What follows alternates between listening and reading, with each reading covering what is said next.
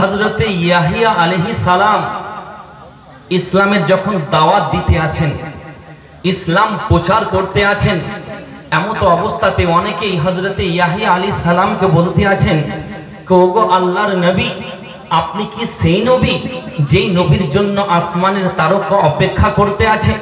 আপনি কি সেই নবী যেই নবীর জন্য আসমানের সূর্য অপেক্ষা করতে আছে? আপনি কি সেই নবী যেই নবীর জন্য চন্দ্র তারকা অপেক্ষা করতে আছে? আপনি কি সেই নবী যেই নবীর জন্য দারাত গাছ অপেক্ষা করতে আছে? আপনি কি সেই নবী যেই নবীর জন্য আসমান জমিন অপেক্ষা করতে আছে? আপনি কি সেই নবী যেই নবীর জন্য চতুষ্পাখি অপেক্ষা করতে আছে? আপনি কি সেই নবী যেই নবীর জন্য নদ নদী অপেক্ষা করতে আছে? তো হযরত ইয়াহিয়া আলাইহিস সালাম বললেন যে সেই নবীর যোগ্য হওয়া তো দূরের কথা, সেই নবী হওয়া তো দূরের কথা, সেই নবীর জুতার ফিতার সমতুল্য যদি নিজেকে হতে পারতাম, নিজেকে ধন্য মনে করতাম। জোরে বলো, আর একটু জোরে, এই আওয়াজে হবে না, আর একটু মোহাব্বতে। আব্বার আমার, সেই নবী পাকের শান, তার জন্য হুজুর আলা হযরত আজিমুল বরকত মুজাদ্দিদ দ্বীন ও মিল্লাত ফাজলে বেলায়েবি আলাইহি রহমত ওয়া রিদওয়ান, তিনি বলতে আছেন কি কে सबसे আওলা ওয়া আলা हमारा নবী, सबसे आला वाला हमारा नबी, सबसे बाला वाला हमारा नबी, सारे ऊंचू में ऊंचा समझिए जिसे, है उन ऊंचू से ऊंचा हमारा नबी, सारे अच्छू में अच्छा समझिए जिसे, है उन अच्छू से अच्छा हमारा नबी, खल्क से औलिया, औलिया से रसूल, रसूलों से आला हमारा नबी। जोरे बोले, আজকের মাহফিলে তো নবী পাকের শান হবে, নবী পাকের চর্চা হবে, নবী পাকের গুণগান হবে, কারণ আমরা হচ্ছি সুন্নি, নাকি গো? আমরা সুন্নি মুসলমান। আমরা আগামে আমার দাদা বাপ দাদু যিনারা ছিলেন, তিনারা জশ্নে ঈদে মিলাদুন নবী পালন করেছেন, আমরা করছি, এবং কিয়ামত পর্যন্ত আমার ছেলে তার ছেলে তারা করতে থাকবে। বলুন সুবহানাল্লাহ। কারণ সুন্নিরা খাবে বিরিয়ানি, সুন্নিরা খাবে পোলাও, সুন্নিরা খাবে তাবারুক সিন্নি, সুন্নিরা খাবে বিভিন্ন রকমের খাবার, সুন্নিরা খাবে বিরিয়ানি, আর তাদের হবে চুলকানি। যাই হোক, সেই দিকে আমি যাচ্ছি না আব্বারা আমার, কারণ আমরা সুন্নি মুসলমান। আমাদের আকীদা হবে একটাই, যে वो जो ना थे तो कुछ ना था, वो जो ना हो तो कुछ ना हो, जान है वो जहान की, জান হে তো জাহান হে। বলুন সুবহানাল্লাহ। তো যাই হোক, আমার নবী পাক হলেন সারা বিশ্বের জান। আবার আমার তো কোরআন শরীফ থেকে যে পড়েছিলাম, ইসলাম হলো সর্বশ্রেষ্ঠ ধর্ম, শান্তির ধর্ম। আমরা বিভিন্ন জায়গায় যখন বক্তব্য দিতে যাই, অনেকের প্রশ্ন থাকে, হুজুর আপনি এত আলোচনা করেন, এত বক্তব্য দেন, কিন্তু মুসলমানের মধ্যে পরিবর্তন আসছে না কেন? মুসলমানের মধ্যে শান্তির শৃঙ্খলতা গড়ে উঠছে না, মুসলমানের মধ্যে ভ্রাতৃত্ববোধ গড়ে উঠছে না, আপনি এত আলোচনা করছেন। আমি বললাম যে আপনার জবান থেকে এই কথা বলছেন মুসলমানের মধ্যে শান্তি নেই, কিন্তু একজন বেধর্মী ব্রিটিশের একজন বৈজ্ঞানিক, যার নাম জর্জ বার্টনার্ড শ, তিনি বললেন যে সারা বিশ্বের মধ্যে যদি মানুষকে গলাতে গলাতে লাগাতে পারে, মানুষের মধ্যে শান্তির শৃঙ্খলতা যদি গড়ে তুলতে পারে, মানুষের মধ্যে ভ্রাতৃত্ববোধ যদি গড়ে উঠাতে পারে, তো একমাত্র ইসলামই পারে। বলুন সুবহানাল্লাহ। ব্রিটিশের বৈজ্ঞানিক ডক্টর মিস্টার জর্জ বার্টনার্ড শ, আবার আমার তিনার জ্ঞানকে যদি এক পাল্লায় রাখা হয়, আমাদের সকলের জ্ঞানকে যদি দ্বিতীয় পাল্লায় রাখা হয়, তো আমার মন বলে তার জ্ঞানের পাল্লা ভারী হবে। এত জ্ঞানী ব্যক্তি, সে বলল যে ইসলামের মধ্যে শান্তি রয়েছে।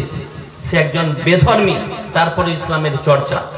সকলেই বলতে আছে যে ও mister George Bernard Shaw, please tell us, আপনি বলুন, আপনি যে একজন বেধর্মী, তারপরেও ইসলামের চর্চা আপনার জবানে। তো তিনি বলতে আছেন যে শোনো, কারণ হলো একটাই, যে প্রত্যেকটি ধর্মীয় গুরুদের ক্যারেক্টার আমি দেখেছি। আইয়ুব স্টারের ক্যারেক্টারকে আমি রিসার্চ করতে শুরু করেছিলাম, তিনার জীবনী পড়েছি, কিন্তু ধর্মীয় গুরু ক্যারেক্টার, আইয়ুব স্টারের ক্যারেক্টার দেখলাম, তার মধ্যে ভুল পেলাম। জসনবের ক্যারেক্টার দেখতে শুরু করলাম, তার মধ্যে ভুল পেলাম। বুদ্ধিস্টারের ক্যারেক্টার দেখলাম, তার মধ্যে ভুল পেলাম। কিন্তু ইসলামের মধ্যে কুরবান জাত এমন একজন নেতা রয়েছেন, এমন একজন বাদশা রয়েছেন, মুসলমানদের যিনি গুরু, নবী পাক দোজাহানের বাদশা, দোজাহানের নেতার যখন ক্যারেক্টারকে দেখতে শুরু করলাম, সুবহানাল্লাহ, আমি নিজেকে অবাক হতে থাকি। যতই পড়ি ততই অবাক হই। তিনার ক্যারেক্টারের মধ্যে ভুল তো দূরের কথা, কোন রকমের ভুল লসও পাওয়া গেল না। বলুন সুবহানাল্লাহ। কে বলতে আছে? Mister George Butler Shah. আরো বলতে আছেন যে তিনার ক্যারেক্টারকে যদি কেউ আঁকড়িয়ে ধরে চলতে পারে, প্রত্যেকটি জায়গায় সে সাকসেস হবে। যদি বলে প্রত্যেকটি জায়গায় সে সাকসেসফুল হবে। আবার আমরা তো আজকে দেখুন সেই নবীর ক্যারেক্টারকে, সেই নবীর চরিত্রকে বাদ দিয়ে আমরা কি করছি এখন? আমরা বিভিন্ন ফিল্ম স্টারের ক্যারেক্টার ফলো করছি, ফুটবলারের ক্যারেক্টার ফলো করছি। অনেক ছেলে হাতে বালা পড়ছে, দেখেন এখন অনেক ছেলে হাতে বালা পড়ে না, অনেক ছেলে কানের মধ্যে রিং পড়ে, অনেক ছেলে বিভিন্ন চুলের ফ্যাশন করছে। আমি তাদেরকে বললাম, ভাই তুমি এত কিছু করেছো, পেয়েছো কোথা থেকে? হাতের মধ্যে যে রিং পরেছো, হাতের মধ্যে যে বালা পড়েছো, কানে রিং পড়েছো, এগুলো পেলে কোথা থেকে? অনুসরণ করলে কোথা থেকে? তো বলতে আছে, হুজুর এই যে হাতে বালা পড়েছি, এটা একটা ফুটবলারের ক্যারেক্টার। কারণ হলো একটাই, ফুটবলারকে দেখে আমাকে ভালো লেগেছে, আমিও পড়ে ফেলেছি। আমি বললাম কানে রিং, বলছে এটা একটা ক্রিকেটারের ক্যারেক্টার, তাকে দেখে ভালো লেগেছে, আমি পড়ে ফেলেছি। আমি বললাম তুমি যাবে কোথায় জানো? ঠিকানাটা তোমার কোথায় হবে মৃত্যুর পরে? বলছে হুজুর তা জানি না, ভালো লেগেছে বলে পড়েছি। আমি বললাম মিসকাত শরীফের হাদিস, মিসকাত শরীফ খুলে দেখো। মিসকাত শরীফের হাদিসে নবী পাক বলতে আছেন, মান তাশাব্বাহা বিকওমিহি ফাহুয়া মিনহুম। আপনি যে ব্যক্তির ক্যারেক্টারকে অনুসরণ করে পৃথিবীতে চলবেন, তার সঙ্গে আপনার হাসর হবে, তার সঙ্গে আপনার হাসর হবে। আপনি যদি কোনো ফুটবলারের ক্যারেক্টারকে অনুসরণ করে চলতে শুরু করেন, ওই ফুটবলার যদি যায় জাহান্নামের মধ্যে, আপনিও চলে যাবেন জাহান্নামে। আপনি যদি কোনো ক্রিকেটারের ক্যারেক্টার অনুসরণ করে চলতে শুরু করেন, খোদার কসম ওই ক্রিকেটার যদি যায় নরকের তলবেশে, আপনিও চলে যাবেন নরকের তলবেশে। আপনি বলতে আছেন হুজুর তাহলে কাকে ধরবো? যেই ক্যারেক্টারকে ধরলে দুনিয়াতে শান্তি পেয়ে যাব। কাকে ধরবো? যে ক্যারেক্টারকে ধরলে কবরেও যেন শান্তি পায়, এমন একটি ক্যারেক্টার বলে দিন যে ক্যারেক্টারকে আঁকড়িয়ে ধরলে কাল যখন কবরটা আমার যেন লম্বা চওড়া হয়ে যায়। এমন একটি ক্যারেক্টার বলুন যে ক্যারেক্টারকে আঁকড়িয়ে যদি ধরে থাকি, তাহলে কিয়ামতের ময়দানে যখন মাথার উপরে সূর্য চলে আসবে, আর এই সূর্যর তীব্র তাপে মাথার মগজগুলো ঠকবক করে উতলাতে থাকবে, বেয়ে বেয়ে নাকে ছিদ্র কানে ছিদ্র দিয়ে টকটক করে জমিনে পড়তে থাকবে, সেই তাপ থেকে পরিত্রাণ পাবো। হুজুর এমন একটা ক্যারেক্টারের সন্ধান দিন যে ক্যারেক্টারকে ধরলে এক কথাই নবী পাকের হাতে হাউজে কাউসার পান করতে পারবো। তা আমি বললাম কোরআনকে জিজ্ঞাসা করো কে ও holy Quran, please give us a character we follow him. Quran বলে দাও এমন একটি চরিত্র যাকে ধরলে প্রত্যেকটি জায়গায় শান্তি পেয়ে যাব। তো কোরআন ডিক্লেয়ার করে দেয়, লাকাদ কানা লাকুম ফি রাসূলিল্লাহি উসওয়াতুন হাসানা। তোমরা অন্য কাউকে ধরার প্রয়োজন নেই, অন্য কাউকে ফলো করার প্রয়োজন নেই, তোমরা মুস্তাফার ক্যারেক্টারকে ধরে নাও, সব জায়গায় শান্তি পেয়ে যাবে। জোরে বলেছে, মুস্তাফার চরিত্র ধরো, সব জায়গায় শান্তি পেয়ে যাবে। তাহলে আব্বারা আমার এখান থেকে পরিষ্কার বুঝতে পারলেন, যুবক ভাইদের মেসেজ এটা দিলাম। তারপরে নবী পাকের জীবনী আর শোনাবো। আপনি বলছেন হুজুর সুর করে আমি ওয়াজ করি বাবা, কিন্তু যেগুলো দরকার বলা সেগুলো আমি আগে বলে দিই, কারণ এগুলো এখন দরকার। এখনকার যুবক ভাইরা যেগুলো করছে এগুলো যদি আমি তুলে না ধরি আব্বারা আমার তাহলে অসুবিধা আছে। কারণ আমার যুবক ভাইরা যেগুলো করে ফ্যাশন বিভিন্ন রকমের, কিন্তু অনুসরণ যাকে করে তার সঙ্গে তার কিন্তু হাসর হবে। নবী পাকের জমানের কথা আমার না বাবা। যাই হোক, তাহলে পরিষ্কার বুঝতে পারলেন যে যাকে ধরলে সব জায়গায় শান্তি পাবো তিনি হচ্ছেন আমাদের নবী, দয়াল নবী মুস্তাফা, দো জাহানের বাদশা। বলুন সুবহানাল্লাহ। যাই হোক, এবার চলে আসুন সেই নবী পাক দো জাহানের বাদশার জন্য আল্লাহ তাবারক ওয়া তাআলা বলেছেন, ওয়ামা আরসালনাকা ইল্লা রাহমাতাল লিল আলামিন। বলুন সুবহানাল্লাহ। হাবিব আপনাকে আমি পাঠাইনি, আর পাঠিয়েছি তো সকলের জন্য, 18,000 মখলুকাতের জন্য আমি রহমাতাল লিল আলামিন করে পৃথিবীর সরজমিনে পাঠিয়েছি। জোরে বলেন সুবহানাল্লাহ।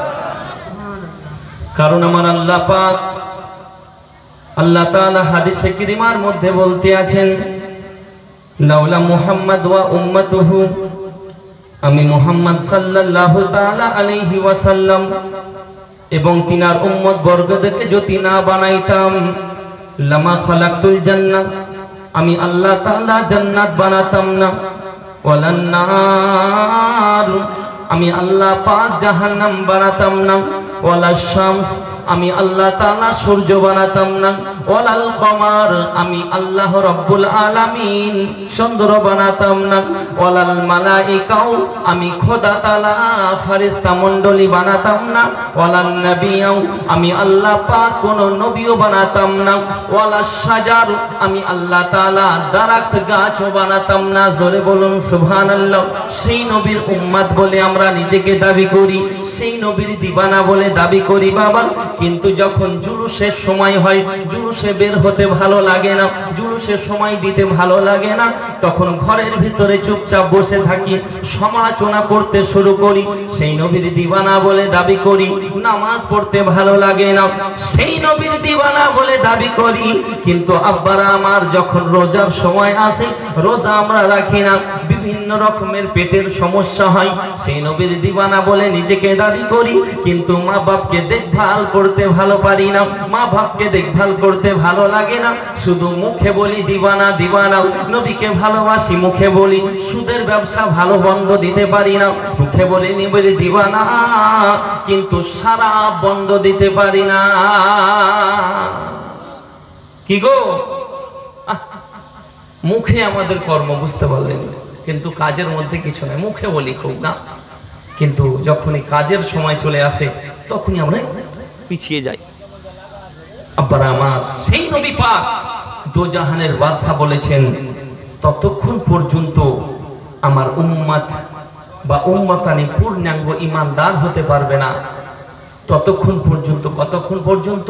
লা ইউমিনু আহাদুকুম হাত্তা আকুনা আহাব্বা ইলাইহি মিন ওয়ালিদিহি ওয়া ওয়ালাদিহি ওয়ান নাসি আজমাইন। বলুন সুবহানাল্লাহ। যতক্ষণ পর্যন্ত নিজের পিতা মাতা, নিজের সন্তান, বিবি, বাল বাচ্চা, নিজের টাকা পয়সা, বাড়ি গাড়ি, সকলের চাইতে আমি নবী আমাকে মোহাব্বত না করবে, সে পূর্ণাঙ্গ ঈমানদার হতে পারবে না। জোরে বলে। তাহলে সকলের চাইতে ভালোবাসতে হবে কাকে? একটু জোরে বলেন। মুখে বলছি না ভিতর থেকে বলছি? ভিতর থেকে বলতে বলছি, তখন বুঝতে পারলেন থেমে যে ভিতর থেকে তো বলে না, মুখে বলছি।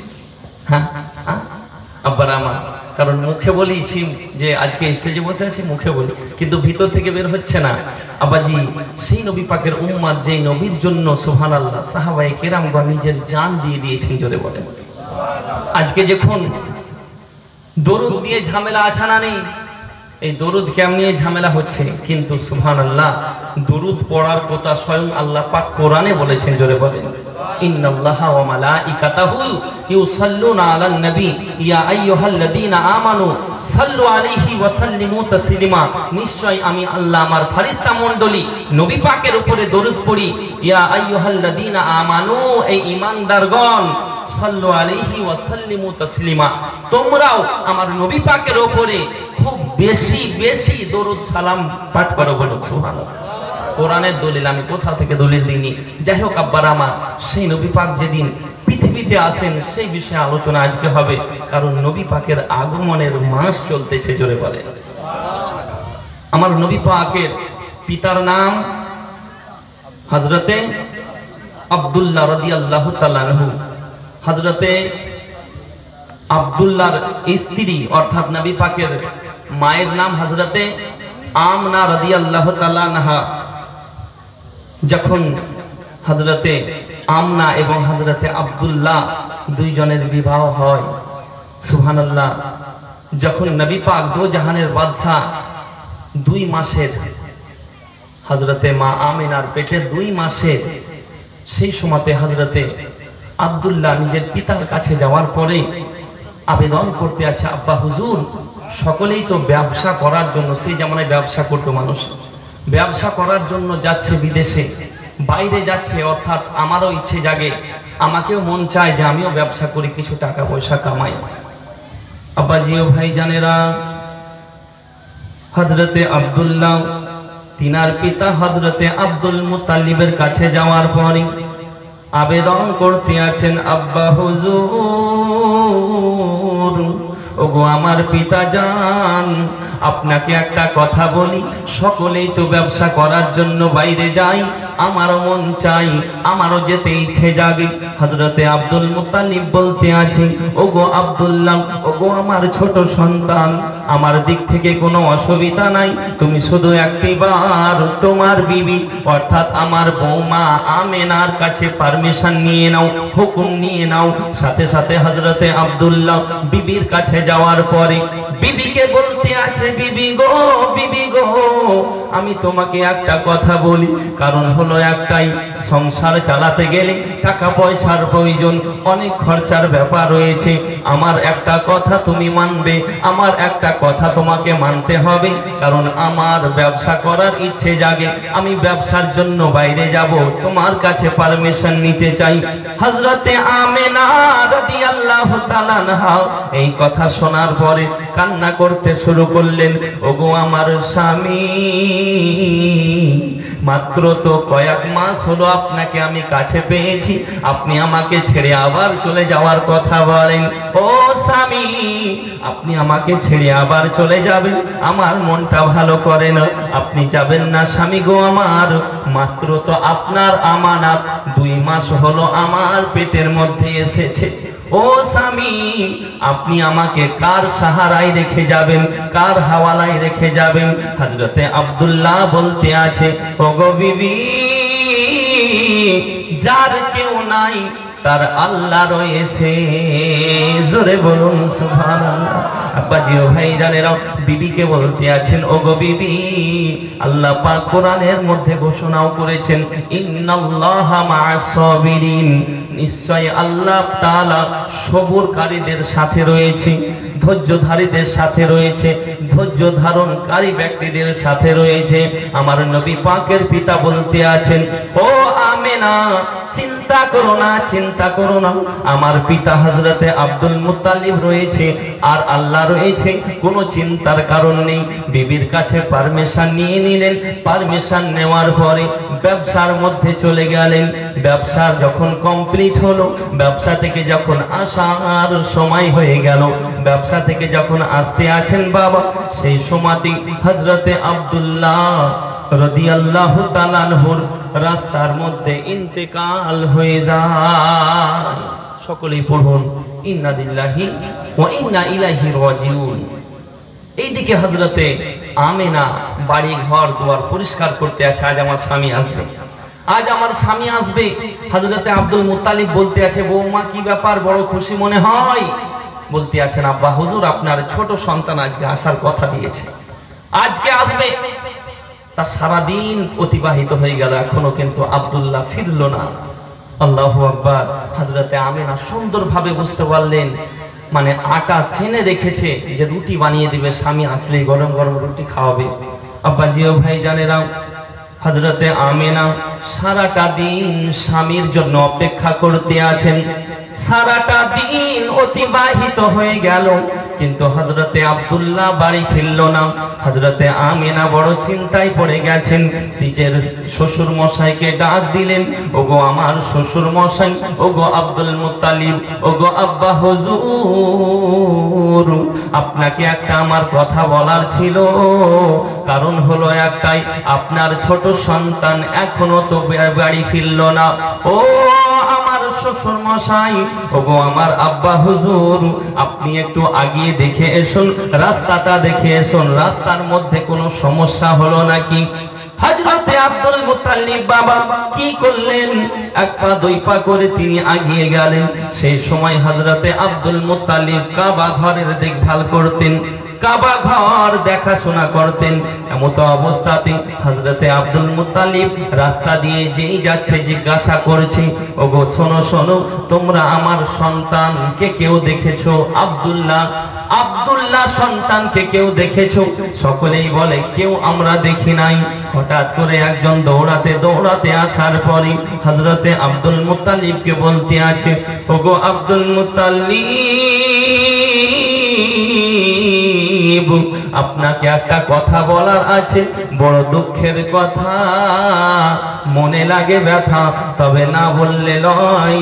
কথা হলো একটাই, আপনার সন্তান বাড়ি আসার সময়তে তার ইন্তেকাল হয়ে গেছে। ছোট সন্তান হযরতে আব্দুল্লাহ আর দুনিয়াতে বেঁচে না।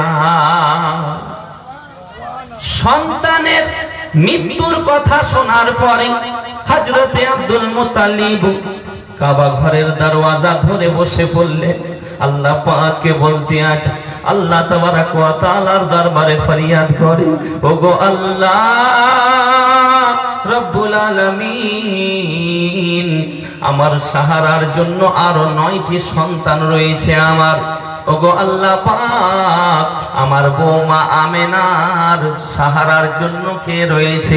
ওগো আল্লাহ পাক, তোমার দরবারে ফরিয়াদ করি, তোমার দরবারে আরাধনা করি, আমার বৌমার পেটে যে বাচ্চা রয়েছে এমন একটি সন্তান তুমি দান করবে, এমন একটি সন্তান তুমি পৃথিবীর সরজমিনে পাঠাবে, যেন আমার বৌমা আমেনার সাহারা হয়ে দাঁড়ায়। জোরে বল আরেকটু মোহাব্বতে, জামানা দিওয়ানা গা, ও গো মা আমিনা গা, তোমার লালের নাই তুলনা,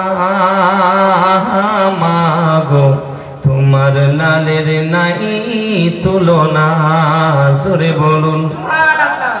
হঠাৎ করে মা আমিনা দেখতে জানো পাই, ওগো ছেলের নূরে সারা জগৎ আলোকিত হয়। সুবহানাল্লাহর আওয়াজ একবারই কমে গেছে আপনাদের, আর একটু জোরে বলতে হবে। দেখুন, অনেকেই স্টেজের মধ্যে বিভিন্ন জায়গায় যখন রাত্রি বেলায় গভীর রাত্রে যখন স্টেজে ওঠানো হয় কোনো বক্তাকে, অনেকেই কিন্তু একটানা যখন 2-3 ঘন্টা বসে থাকবেন, যদি বক্তা খুব ভালো লাগে, শুনতে ভালো লাগবে, নাহলে ঘুম চলে আসে এমন। তো আপনার ইন্টারনেট আপনি দেখবেন যে এমন কথা বলবো সেগুলো শোনার চেষ্টা করবেন, এক বলবো আর দ্বিতীয় শুনবেন, এটা হলো সমস্যা আছে। আবার আমি বাঁকুড়ায় গেছিলাম কিছুদিন হলো, প্রায় 1 বছর, যাই হোক। তো ওখানে যাওয়ার পরে বাঁকুড়ার পাত্রসার বলে একটা জায়গা আছে, পাত্রসার নাম শুনেছেন? ওখানে বুঝতে পারলাম একটা মাহফিল ছিল। ওই মাহফিলটা আমাকে একজনের চিঠি দিল, হুজুর সুদ সম্পর্কে কিছু আলোচনা করে। সুদ, আচ্ছা সুদ খাওয়া হারাম না হালাল গো? একটু জোরে বলবেন না? হারাম। তো আমি বললাম সুদ খাওয়া টোটালি হারাম, একদম স্পষ্ট। সকলেই শুনলো, একজনা বুঝতে পারলেন। এই যে যেরকম স্টেজ, এটা তো লম্বা করে হয়েছে, স্টেজ সাজাতে গেলে বাঁশ থাকে মিডিলে স্টেজের, তো একজনা বাসে এইভাবে হেলান দিয়ে ঘুমাচ্ছিল, বুঝতে পারলেন? তো হেলান দিয়ে ঘুমার কারণে আমি বলেছি যে সুদ খাওয়া হারাম, আর সে ঘুমের ঘরে বুঝতে পারছেন, ভেবে নিয়েছে যে দুধ খাওয়া হারাম। বিপদ আছে না নেই? ওখানে বিপদ আছে। ও বাড়ি গেছে, বাড়ি যাওয়ার পর আর বিবি ওকে দুধ দিয়েছে, বুঝতে পারলেন? বলছে হারাম জিনিস খাবো না, এর হারাম জিনিস দিয়ে যাও, কারণ আজকে বক্তা সাহেব বলেছে। তার বিবি তো বুঝতে পারলেন, আমার মা বোনেদের পাওয়া তো জানেন আপনারা, আব্বার আমার তুল কালাম লাগিয়ে দেবে। বলছে কোথাকার বক্তা, পণ্ডিত কোথাকার, যে দুধ খাওয়া হারাম বলেছে, কারণ আমরা দুধ পান করে লালিত পালিত হয়েছি, বড় হয়েছি, আর কোথাকার এমন বক্তা এসেছে। আমি বুঝতে পারলেন জলসা শেষে সকালে এবার চলে আসছি আমি, আমার বেডিং পত্র গুটিয়ে যখন কাঁধে ব্যাগ নিয়ে টুকটুক করে যখন বাড়ির দিকে, সেই মহিলা বলতে আছে, হুজুর থামেন, একটা প্রশ্ন ছিল। আমি বললাম কি? বলছে হুজুর আপনি বলেছেন যে দুধ খাওয়া হারাম। তোবা তোবা, এটা কি করে হতে পারে গো? দুধ খাওয়া হারাম তো বলেনি মা। বলছে আপনি বলেছেন আমার স্বামী রাত্রে দুধ খেলো না, শীতের সময় 1 গ্লাস প্রতিদিন দুধ খায়, কালকে খেলো না, আপনি বলেছেন। আর না গো, এটা হতে পারে না। যদি হতে পারে, যদি বলেছি তো সুদের কথা দিয়েছিল আমাকে, সুদ খাওয়া হারাম এই কথা বলেছে। বলছে ও, তাহলে এই বাদী বাচ্চা ভুল শুনেছে, বুঝতে পারলেন? তো এরকম হয়। যাই হোক, আব্বার আমার যে কথাটা বলতেছিলাম, মুহাব্বতে বলেন সুবহানাল্লাহ। কবি বলছেন দেখুন, হঠাৎ করে মা আমিনা দেখতে জানো পাই, ওগো ছেলের নূরে সারা জগৎ আলোকিত হয়, ছেলের নূরে সারা জগৎ আলোকিত হয়, নূরানি বদনে হাওয়া চলে সনসনে, আদব সহকারে নূর নবীকে ঘিরে ফারিস্তারা দোলাই দোলনা মাগো তোমার লালের নাই তুলনা জামানা দিওয়ানা ও গো মা আমিনা তোমার লালের নাই তুলনা মাগো তোমার লালের নাই তুলনা জোরে বলুন মোদের নবীর জন্ম হলো যেদিন মক্কায় শুকনো গাছে ফুল ফুটিল মরুর সাহারায় মোদের নবীর জন্ম হলো যেদিন মক্কায় শুকনো গাছে ফুল ফুটিল মরুর সাহারায় নূরানি বদনে হাওয়া চলে সনসনে ফারিস্তারা হিলাই সব ডানা মাগো তোমার লালের নাই তুলনা জোরে বল আব্বাজি ও ভাই জানেরাও হযরতে আব্দুল মুত্তালিব যখন এই কথা শুনলেন মৃত্যুর কথা কোন পিতা যখন তার ছেলের ইন্তেকালের কথা শুনবে ছেলে কি ঠিক থাকতে পারে বাপ কখনোই ঠিক থাকতে পারবে না তার জন্য হযরতে আব্দুল মুত্তালিব বৌমা আমিনাকে খবর দেবে ক্ষমতা হচ্ছে না কি বলবো বৌমাকে কি জবাব দেব বৌমাকে কি আমি কথা জানাবো তার স্বামী ইন্তেকাল করেছে আমার ছোট সন্তান ইন্তেকাল করেছে কিভাবে এই দুঃখের কথা আমার বৌমার সামনে তুলে ধরবো আব্বাজি ও ভাই জেনেরা ক্ষমতা হয় না তবু এক পা দুই পা করে এগিয়ে গেলেন বাড়ির দিকে আওয়াজ দিতে আছেন হযরতে আমিনা রাদিয়াল্লাহু তাআলা আনহা যখন দরওয়াজা খুলতে আছেন বাবাজি বলতে আছেন আসসালামু আলাইকুম ওগো আব্বা হুজুর আমার স্বামী আব্দুল্লাহ এখনো পর্যন্ত কেন এলো না কি ব্যাপার আমার স্বামী কোথায় গেল আমার স্বামী কেন এখনো এলো না হযরতে আব্দুল মুত্তালিব বলতে আছে ওগো বেটি আমিনা ওগো বৌমা আমিনা আজকের পর থেকে আব্দুল্লাহর কথা ভুলে যাও কারণ আমার আব্দুল্লাহ আর বেঁচে না আব্দুল্লাহর ইন্তেকাল হয়ে গেছে কোন বিবি যখন তার স্বামীর ইন্তেকালের কথা শুনবে কোন বিবি যখন তার স্বামীর ইন্তেকালের কথা শুনবে বিবি কি ঠিক থাকতে পারে ঠিক থাকতে পারবে না কারণ যার স্বামী নাই সেই মহিলা বুঝে যে স্বামী থাকার ক্ষমতা কতটা স্বামী থাকার পাওয়ার কতটা যার স্বামী নাই তাকে জিজ্ঞাসা করবে বৌমা ভ্যালু দিতে না পারে নিজের সন্তান বউকে পেলে ভুলে যেতে পারে কিন্তু নিজের স্বামী নিজের বিবিকে ভুলতে পারে না জোরে বলে যদি স্বামী হবে আব্বার আমার সেই মহিলা হযরতে আমিনা রাদিয়াল্লাহু তাআলা আনহা স্বামীর ইন্তেকালের কথা শোনার পরে আর থাকতে না পেরে বসে পড়েছেন জোরে বলেন আব্বাজি হযরতে আমিনা আল্লাহর দরবারে ফরিয়াদ করতে আছেন আয় আল্লাহ পাক রব্বুল আলামিন আয় আল্লাহ তাআলা আমার পেটে তো সন্তান রয়েছে এই সন্তান দুনিয়ার মুখ দেখলো না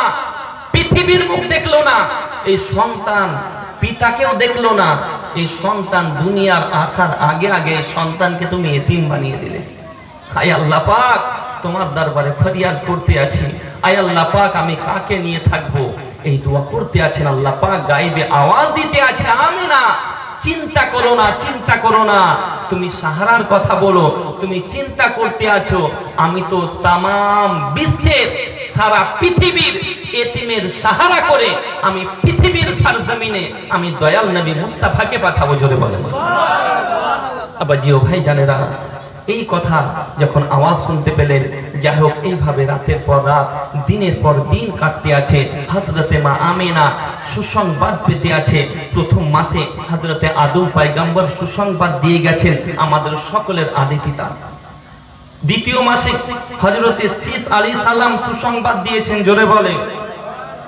কি বলতে আছেন তিনারা ওগো মা আমিনা ও মা আমিনা আপনার ভাগ্য ভালো আপনার নসিব ভালো আপনি জগৎগুরু হাবিবুল্লাহর মা হতে চলেছেন ওগো মা আমিনা আমিনা আপনার ভাগ্য নসিব ভালো কারণ জগৎগুরু হাবিবুল্লাহর মা হতে আপনি চলেছেন।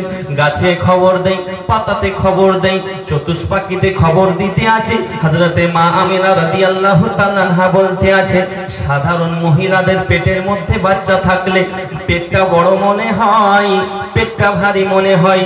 আমি মা আমিনা রাদিয়াল্লাহু তাআলা আনহা আমার পেটের মধ্যে যখন দয়াল নবী মুস্তাফা ছিল, পেটটা বড় মনে হয়নি, পেটটা ভারী মনে হয়নি।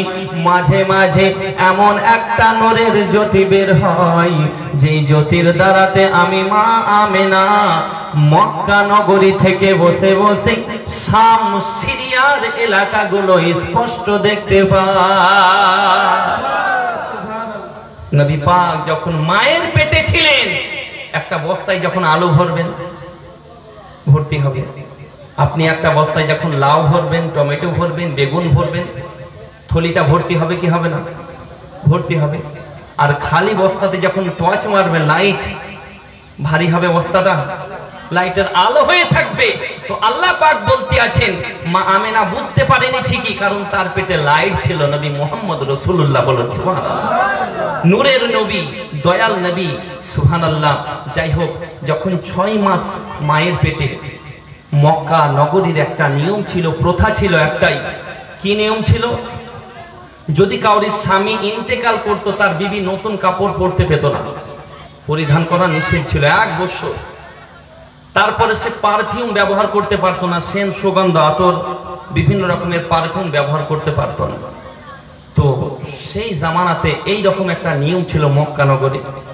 আবাজি এমন অবস্থাতে হযরতে মা আমিনা রাদিয়াল্লাহু তাআলা আনহা যে রাস্তা দিয়ে সেই সময় যেতেন, পুরো রাস্তা মহকাতে থাকতো খুশবুতে। জোরে বলেন সুবহানাল্লাহ। কারণ সেই নবী পাকের ঘাম থেকেই তো খুশবু। জোরে বলেন। তার জন্য গজলে বলেন, কে রহমতে আলম নবী নূরে মুজাসসাম, সাহাবীরা আতর বানায় ওই নবীজির ঘাম। জোরে বলেন। সাহাবীরা আতর বানায় ওই নবীজির, সকলে বলুন, সাহাবীরা আতর বানায় ওই নবীজির ঘাম, সাহাবীরা আতর বানায় ওই রহমতে আলম নবী নূরে মুজাসসাম, সাহাবীরা আতর বানায় ওই নবীজির ঘাম, সাহাবীরা আতর। সুবহানাল্লাহ। চেনো জানো মানো কেমন আমার নবীজি, যাহার পাগল চন্দ্র সূর্য তারকারাজি। জোরে বল। চেনো জানো মানো কেমন আমার নবীজি, যাহার পাগল চন্দ্র সূর্য তারকারাজি। তোমরা আরো শুনবানি সুন্দর কাহিনী, জান্নাতের রুমে রুমে লেখা নবীর নাম। জোরে বল। জান্নাতের রুমে রুমে লেখা নবীর নাম, রহমতে আলম নবী নূরে মুজাসসাম, সাহাবীরা আতর বানায় ওই নবীজির ঘাম, সাহাবীরা আতর বানায় ওই নবীজির। আমরা মানুষ হতভাগা, নবী ছিলাম না, পশু পাখি চেনে নবী করিল কান্না। মারহাবা বলুন। আমরা মানুষ হতভাগা, নবী ছিলাম না, পশু পাখি চেনে নবী করিল কান্না। যে চেনেছে সে পেয়েছে, যে চিনেছে সেই পেয়েছে। হযরত আবু বকর সিদ্দিক নবী চিনেছে, সিদ্দিকে আকবর হয়ে গেছে। জোরে বলে সুবহানাল্লাহ। হযরত ওমর ফারুক নবী চিনেছে, ফারুকে আজম হয়ে গেছেন। উসমান রাদিয়াল্লাহু তাআলা আনহু নবী চিনেছে, উসমান গনি হয়ে গেছেন। সুবহানাল্লাহ। হযরত আলী রাদিয়াল্লাহু তাআলা আনহু নবী চিনেছেন, হায়দারে কাররার হয়েছেন। জোরে বলেন সুবহানাল্লাহ। তাহলে তিনারা নবী জেনেছেন, তিনারা সাহাবী। সুবহানাল্লাহ। এত নবীকে ভালোবেসেছেন, এত নবীকে প্রেম করেছেন। প্রেম করার কারণে কারণে আল্লাহ পাক তিনাদেরকে জান্নাতি বলে ঘোষণাও করে দিয়েছেন। আর নবী পাক বলতে আছেন, আমার ভালোবাসা যদি কাউরি অন্তরে ছিটা ফোটা তিল পরিমাণ থাকে, আমি নবী পাক তারা যে গুনাহ করবে এই গুনার কিন্তু তারা আযাব ভোগ করবে, কিন্তু আমি নবী পাক তাদেরকে যতক্ষণ পর্যন্ত জান্নাতে প্রবেশ না করাবো, জান্নাতে না ঢুকাবো, আমি নবী নিজে জান্নাতে যাব না। নারায়ে তাকবীর, নারায়ে তাকবীর, নারায়ে রিসালাত, ইয়া রাসূলুল্লাহ, নারায়ে রিসালাত, ইয়া রাসূলুল্লাহ, মাসলাকে আলা হযরত জিন্দাবাদ, নারায়ে তাকবীর, আল্লাহু আকবার, নারায়ে রিসালাত, ইয়া রাসূলুল্লাহ। আব্বার আমার এই যে আপনাদের ইমাম সাহেব হযরত মাওলানা সাদ্দাম হোসেন রিজভী সাহেব, এই আলিম ওলামা কেমন একটা জিনিস, আমি আলিম ওলামাদের জন্য আমি প্রত্যেকটি জায়গায় বলি যে আলিম সুবহানাল্লাহ এমনই একটি পাওয়ারফুল একজন আলিমের জন্য মিশকাত শরীফের হাদিসে বলে, ইন্না আহলাস সামাওয়াতি ওয়াল আরদা হাত্তা নামলাকা ফি যুহুরি ওয়া হুতা ফিল মা, বলুন সুবহানাল্লাহ। একটা হাক্কানি আলিমের জন্য জমিন আসমানের ফারিস্তা, গর্তেতে থাকা পিঁপড়ে এবং পানিতে থাকা মাছেরা দোয়ায়ে খায়ের করে। জোরে বলবেন। আর আমরা একটা আলিমকে খুব ছোট নজরে দেখি, কিন্তু না বাবা, একটা হাক্কানি আলিমের জন্য জমিন আসমানের ফারিস্তা দোয়া করে। কারণ একজন আলিম যে প্রশ্নের উত্তর দিয়ে দেবে কেম কলেজের প্রফেসর দিতে পারবে না। একটা আলিম যে প্রশ্নের উত্তর দিবে ডক্টরের দেওয়ার ক্ষমতা নেই। একটা আলিম যে প্রশ্নের উত্তর দেবে মাস্টারের দেওয়ার ক্ষমতা নেই। আপনি বলবেন হুজুর কি বলতে আছেন, হ্যাঁ পারবে না। কারণ হলো একটাই, আপনি এক গ্লাস পানি নিয়ে কোনো ডক্টর মশাইয়ের কাছে যান, সাপোজ আপনি এক গ্লাস পানি নিলেন, এই বোতলের পানি নিয়ে যাওয়ার পরে ডক্টরকে বলতে আছেন, ডক্টর মশাই এই পানিটা পাক না নাপাক বলুন তো, এই পানিতে ওযু হবে কি হবে না, এই পানিতে গোসল হবে কি হবে না বলুন তো। ডক্টর মশাই বলবেন যে পানির মধ্যে হাইড্রোজেন অক্সিজেন এই বিষয় যদি প্রশ্ন করো আমি উত্তর দিয়ে দিব, কিন্তু পানিটা পাক না নাপাক এটা আমার দ্বারাই বলা কি অসম্ভব, বলা সম্ভব না। আপনি চলে গেলেন মাস্টার মশাইয়ের কাছে, মাস্টার মশাই এই পানিটা পাক না নাপাক একটু বলতে পারবেন? মাস্টার মশাই বলতে আছে যে নিউটনের সূত্র বলে দিতে পারবো, কিন্তু এই পানিটা পাক না নাপাক আমার দ্বারাই বলা কিন্তু অসম্ভব। আপনি হতাশ হয়ে গেলেন, প্রত্যেকটি জায়গায় গেলেন, জ্ঞানী জ্ঞানী ব্যক্তির কাছে গেলেন, কেউ উত্তর দিতে পারলো না। পানিতে ওযু হবে কি হবে না, পানিতে গোসল হবে কি হবে না, আপনি হতাশ। শেষ পর্যায়ে আপনি ইমাম সাহেবের কাছে এসে এইভাবে আপনি চুপচাপ আছেন, মাথায় হাত দিয়ে, তাই তো এত খোঁজাখুঁজি করলাম কেউ পারলো না। ইমাম সাহেব বলতে আছে, আব্দুল গাফফার ভাই কি ব্যাপার, এত টেনশন কেন? আপনি বলতে আছেন হুজুর এক গ্লাস পানি নিয়ে কেএম কলেজের প্রফেসর ডাক্তার মাস্টার গেলাম, কিন্তু পানিটা পাক না নাপাক, পানিতে ওযু হবে কি হবে না, পানিতে গোসল হবে কি হবে না, এটা কেউ বলতে পারলো না। ইমাম সাহেব বলতে আছে খোদার কসম, প্রথমে যদি আপনি আমার দরবারে চলে আসতেন অন্য কোনো দরবারে যাওয়ার প্রয়োজন হতো না। জোরে বলেন সুবহানাল্লাহ। কারণ হলো একটাই, আজকে উত্তর শুনে যান আর আপনারাও শুনে যান। কারণ পানির মধ্যে তিনটি বৈশিষ্ট্য থাকে। কয়টি? তিনটি। প্রথম নাম্বার হলো পানির রং, দ্বিতীয় নাম্বার পানির স্বাদ, তৃতীয় নাম্বার পানির গন্ধ। অতএব এই তিনটির মধ্যে যদি দুটি পরিবর্তন হয়ে যায়, অর্থাৎ পানির রঙও চেঞ্জ, পানির স্বাদও চেঞ্জ, পানির গন্ধটা ঠিক আছে, তাহলে দুটি পরিবর্তন, অর্থাৎ পানিটা নাপাক, অর্থাৎ পানিতে ওযু হবে না, পানিতে গোসলও হবে না, পানিটা নাপাক হয়ে গেছে জোরে বলেন। আর তিনটির মধ্যে তার মধ্যে যদি দুটি বৈশিষ্ট্য থাকে, অর্থাৎ পানির রঙও ভালো, পানির স্বাদও ভালো, পানির গন্ধটা যেন কেমন পরিবর্তন হয়ে গেছে, তাহলে সেই পানিটা পাক, অর্থাৎ পানিতে ওযু হবে, পানিতে গোসল হবে।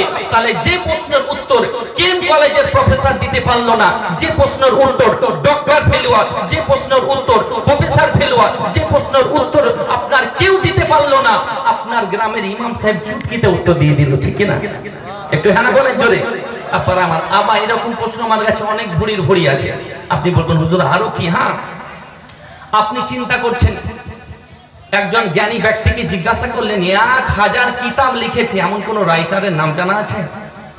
বলতে আছে রবীন্দ্রনাথ ঠাকুর তো 250 থেকে 300, ঈশ্বরচন্দ্র বিদ্যাসাগর তো প্রায় 2 থেকে 300 এরকম কিতাব লিখেছে, কিন্তু 1000 কিতাবের রাইটার লিখেছে এমন কোন রাইটারের নাম জানা নেই। আপনি চলে গেলেন লন্ডনের বুকে, যে লন্ডনের মানুষ, আপনারা বলুন 1000 কিতাব লিখেছে এমন কোন রাইটারের নাম জানা আছে? পারলো না। আপনি চলে গেলেন ইউনাইটেড স্টেটস অফ আমেরিকার মধ্যে, ওখানে প্রশ্ন করলেন, ওরাও বলছে ইম্পসিবল। 1000 কিতাব লিখেছে, এমন কোন রাইটারের নাম আমাদের জানাই নেই। 1000 কিতাব। হতাশ হয়ে গেছেন, চলে এলেন গ্রামে। মুর্শিদাবাদে এসে আপনি ইমাম সাহেবের দুয়ারে আবার চুপচাপ আছেন। ইমাম সাহেব বলতে আছে, আব্দুল গাফফার ভাই আবার টেনশন, কি ব্যাপার, আবার চিন্তায় পড়েছেন নাকি? ইমাম সাহেবকে আপনি বলছেন, হুজুর 1000 কিতাব লিখেছে এমন কোন রাইটার আমি খোঁজ করলাম, লন্ডন গেলাম, আমেরিকা গেলাম, আমি দুবাই গেলাম, পাকিস্তান গেলাম, জার্মান গেলাম, প্রত্যেকটি জায়গা খোঁজ করলাম, কোথাও কিন্তু এর অ্যানসার পাইনি, উত্তর পাইনি। তার জন্য বড় চিন্তায় চিন্তিত।